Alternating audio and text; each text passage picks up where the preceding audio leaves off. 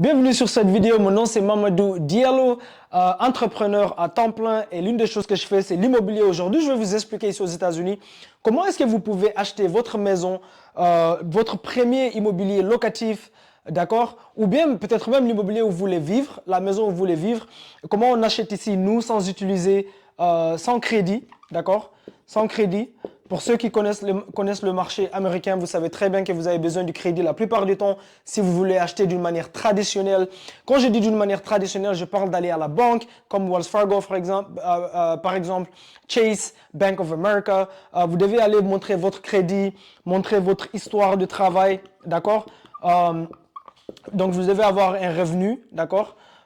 Histoire T, c'est pour travail, d'accord? Non seulement ça, et vous devez gagner une certaine somme entre 75 000 dollars par an, d'accord? Ou bien 100 000 plus, d'accord? Pour pouvoir vous qualifier pour acheter une maison que vous voulez y vivre ou bien que vous voulez acheter en tant qu'investissement, d'accord? Là, je parle si vous voulez acheter une maison individuelle, c'est ce qu'on appelle ici aux États-Unis single family. Mais il y a une stratégie que vous pouvez utiliser, que nous, on a utilisé pour construire notre portefeuille immobilier ici aux États-Unis. Et ça s'appelle l'achat. L'achat avec terme, ok? L'achat avec terme. Et en anglais, ça s'appelle Buying Properties with Terms, ça s'appelle Seller Finance. Il y a certaines personnes qui appellent ça Creative Finance. C'est ça qu'on utilise et on achète ces maisons avec terme. Et je vais vous expliquer ce que ça veut dire, je vais vous expliquer en détail. Et vous donner un exemple sur une maison qu'on vient d'acheter, d'accord, qu'on vient de clôturer il n'y a pas très longtemps. Mais il y a deux manières de faire ça. L'option 1, c'est ce qu'on appelle Seller Finance, d'accord? Seller Finance, c'est quand vous trouvez un propriétaire qui a une maison, disons que c'est un propriétaire qui a une maison qu'il faisait louer et maintenant il est très vieux, il n'a plus envie de garder cette maison. On appelle ça a tired landlord. C'est un propriétaire qui est fatigué, littéralement. Et disons qu'il ne doit plus rien du tout à la banque. Ça veut dire que la maison l'appartient et qu'il n'a plus aucune dette sur la maison. D'accord? Là, vous pouvez convaincre ce propriétaire de devenir votre banque. Disons que son nom c'est John, d'accord? Et vous voulez acheter la maison de John et John ne doit rien à la banque, d'accord? Mais John vous dit, tu sais quoi? Moi je vais vendre ma maison parce que je suis trop vieux maintenant, j'ai plus envie, de m'occuper de locataires, d'accord? Je vais vendre ma maison à 300 000 dollars et je ne veux pas la vendre moins que 300 000 dollars, d'accord? Mais je n'ai pas besoin de tout l'argent en avance, je n'ai pas besoin de tout ça en cash, d'accord? Tu peux convaincre John de lui donner une petite avance. En général, on donne entre 10 000 dollars et 15 000 dollars, d'accord, comme avance. Et puis, on convainc John de nous financer le reste, d'accord, pendant 10 ans minimum. Parfois, on fait 7 ans.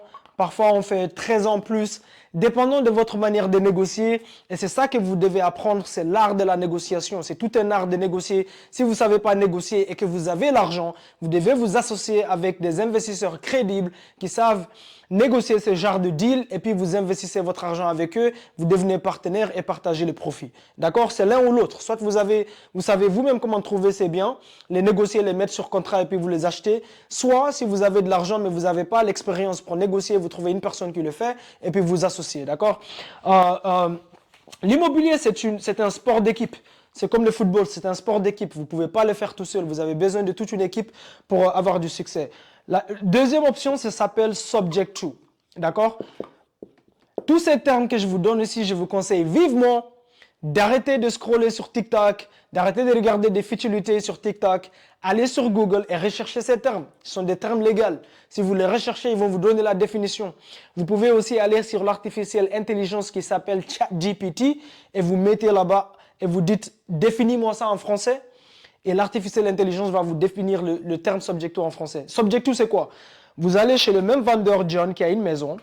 Il en a marre de la maison pour quelconque raison, il n'en a plus envie, il veut 300 000 dollars, il est juste marié au prix et il est prêt à vous financer, d'accord? Mais disons qu'il doit ici, sur cet exemple ici, il doit à Wells Fargo, disons, 200 000 dollars, d'accord? Ça veut dire que 200 000 dollars, c'est une dette qu'il doit à Wells Fargo et 100 000 dollars, c'est son argent à lui, d'accord? Pourquoi? Parce que la maison, elle vaut 300 000 dollars. Donc, vous dites à John, écoute, comme tu veux vendre la maison à 300 000 dollars, d'accord? Tout ce que tu veux, c'est le prix. D'accord? Toi, tu es juste motivé par le prix. Je ne veux pas te donner tout ça en avance. Et aussi, je n'ai pas envie d'aller chez Wells Fargo, je n'ai pas envie d'aller chez Chase, je n'ai pas envie d'aller chez Bank of America pour prendre ma propre dette, montrer mon crédit, montrer mon histoire de travail, tout ça. Je n'ai pas envie de faire tout ce travail-là, ça prend trop longtemps. Mon crédit, il n'est pas bon. Pourquoi est-ce que je ne te donne pas le prix que tu veux, puisque personne d'autre te donne ce prix-là? D'accord? Il y a beaucoup de maisons comme ça sur le marché. D'accord? On achète des maisons comme ça tous les jours. Tous les jours. Pourquoi est-ce que tu ne laisses pas les 200 000 dollars ici à ton nom? D'accord? Tu laisses cette dette ici à ton nom. Nous, on prend juste la responsabilité du paiement mensuel. D'accord? Disons que le mensuel, c'est 1500 dollars. Nous, on va continuer à payer ça à ton nom, les 1500 dollars. La dette de 200 000 reste à ton nom, donc on ne doit pas montrer notre crédit, on ne doit pas montrer notre histoire. D'accord? Et les 100 000 dollars ici aussi, puisque c'est ton argent, toi, John, on va te mettre comme deuxième banque. Tu vas être notre deuxième banque sur les 100 000 dollars qui restent. N'oubliez pas qu'il vend la maison à 300 000. D'accord? Il doit à Wells Fargo 200 000. Ça veut dire qu'il reste 300 000 100 000 dollars qui appartiennent à John. Et John va être la banque sur les 100 000 dollars qui appartient. Ça veut dire que banque numéro 1 ici, 1, c'est Wells Fargo. Et banque numéro 2, c'est John. Donc, vous avez deux banques sur une maison. Il a eu son prix sur papier. Vous lui donnez une avance de 10 000 dollars. Et John vous finance sur les 100 000 dollars ici, 90 000 dollars qui restent. Et tous les mois, vous avez deux paiements. Un paiement à Wells Fargo et un paiement à la banque de John. Ça s'appelle Subject to Hybrid. D'accord? Ça s'appelle Subject to. Pourquoi Subject to? Subject to ne fonctionne que s'il y a une dette sur la maison. D'accord? Subject to, c'est quand le propriétaire a une dette. D'accord? Et quand le propriétaire aussi a ce qu'on appelle equity. Equity, c'est quoi?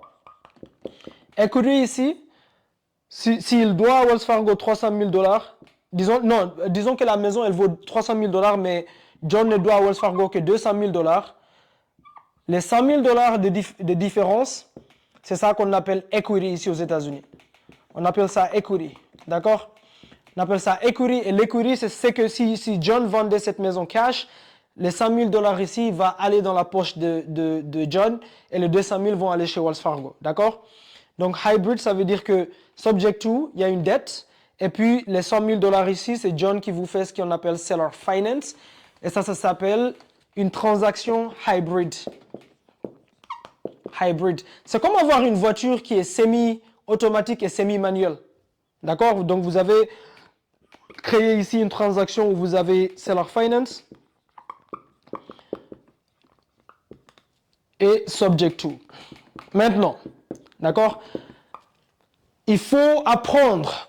L'apprentissage, pour ça, c'est vraiment comprendre les mécaniques. Quel genre de contrat est-ce que vous utilisez pour faire ce genre de financement, d'accord? Comment est-ce qu'on négocie? Ça prend du temps d'apprendre ça, d'accord? Mais autre chose aussi, je sais déjà la question qui vous trottine dans la tête. Mamadou, pourquoi est-ce qu'un propriétaire va faire ceci? Pourquoi est-ce qu'un propriétaire va donner sa maison, laisser la dette à son nom, et toi, tu fais juste les paiements? Pourquoi quelqu'un va faire ça? De un, c'est une transaction légale. Vous pouvez aller regarder les termes, c'est des transactions légales ici aux États-Unis. Ça, c'est de un.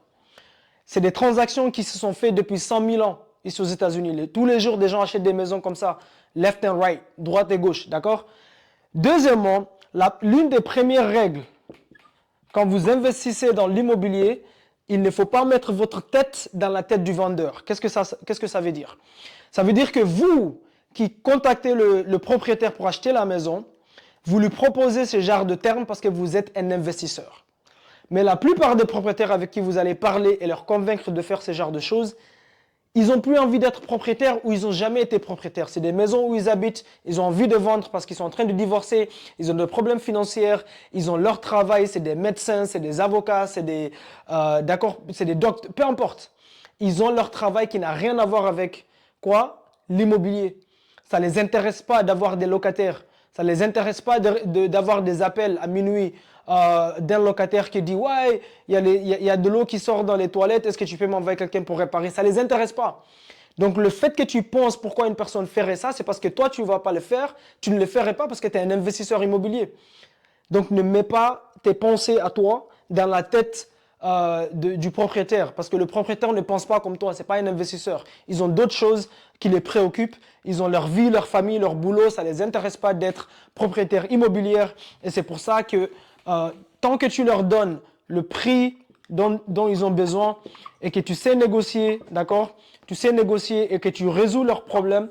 En général, quand tu achètes une maison, ça veut dire que tu as résolu un problème pour ce propriétaire. Et la plupart du temps, le problème n'a rien à voir avec la maison.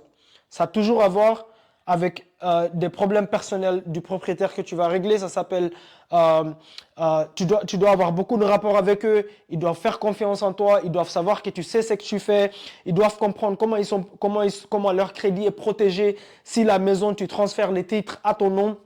D'accord? Quand vous achetez comme ça, la maison vous appartient. Donc ça, c'est John. La seule chose qui reste sur le nom de John, c'est la dette. D'accord? Le titre de la maison, ici, disons que ça c'est le titre de la maison, va se transférer sur le nom de votre compagnie.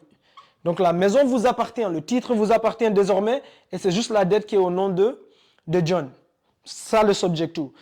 Je sais bien que vous posez la question, pourquoi est-ce que je veux faire ça, payer la maison de quelqu'un d'autre? Non, c'est pas sa maison, c'est plus sa maison. Une fois que vous clôturez le deal, la maison elle vous appartient et c'est juste la dette qui reste sur son nom. C'est la même chose si vous allez à Walmart et vous faites des courses avec une carte de crédit de Wells Fargo par exemple, d'accord? C'est quoi la preuve quand vous sortez là et que vous demandez les tickets, c'est quoi la preuve que ces courses vous appartiennent? C'est les reçus que vous avez, d'accord? C'est les reçus que vous avez. C'est la même chose avec l'immobilier. À ne pas confondre, d'accord, la dette et le titre du bien immobilier, c'est deux documents différents.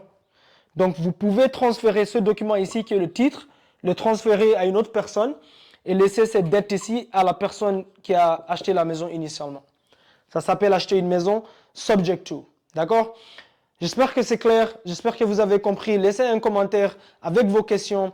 Si vous avez eu de la valeur sur cette vidéo, partagez et aussi cliquez sur le petit bouton là, d'accord, le petit bouton bleu là, d'accord, aimez la vidéo et laissez les commentaires. Je vais répondre à vos questions et on va mettre plus de contenu sur cette chaîne pour vous apprendre plus de stratégies comme ça, comment vous pouvez investir dans non seulement l'immobilier locatif, mais comment aussi vous pouvez investir dans l'immobilier où c'est des maisons lapidées, vous rénovez les maisons et vous les revendez pour un profit. Je vous vois à la prochaine vidéo. Boum, boum, boum.